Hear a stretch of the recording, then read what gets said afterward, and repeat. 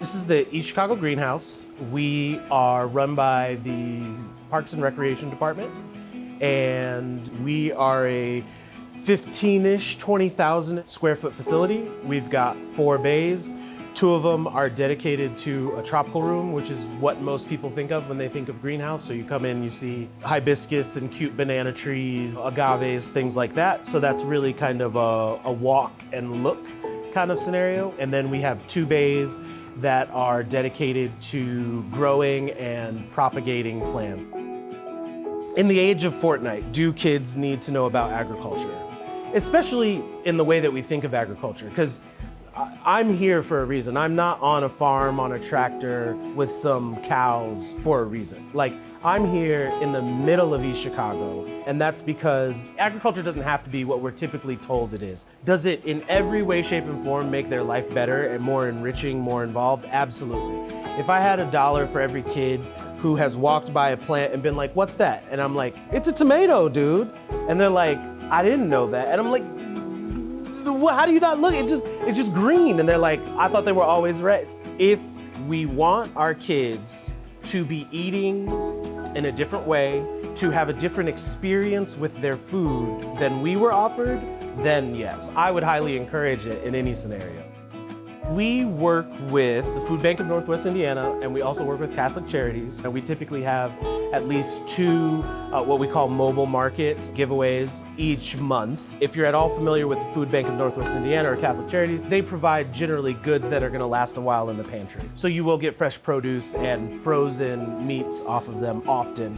So what we like to do with that in mind, the idea of fresh food being relatively rare, is we use our aquaponics system and now our container gardening into like an actual vegetable garden, and we use all of that produce to distribute with the Catholic Charities or the Food Bank of Northwest Indiana mobile market. We try to cover all of the bases with stuff that's gonna last a good long time in your pantry, and also get you some nice freshly grown vegetables that were literally harvested that same day or just the day prior.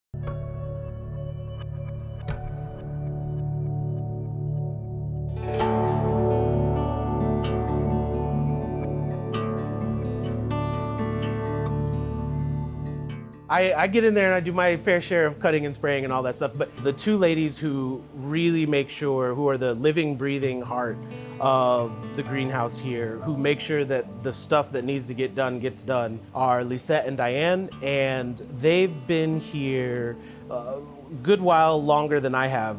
And they've been here running the aquaponics setup, making sure that the tropical room stays alive and keeps thriving. They're really what keeps this place going, and I'm deeply thankful to have 2 people working with me who are seriously dedicated to keeping this place up to snuff. It'd be impossible to do by oneself, for sure. Amo las plantas, me gusta.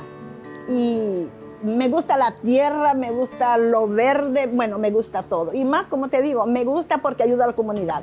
Viendo cómo estamos ahorita viviendo, ¿verdad? Los precios de los alimentos han subido muchísimo. Y entonces eso es como una satisfacción para uno, ¿verdad? Poderles brindar a los niños, adultos, para todos.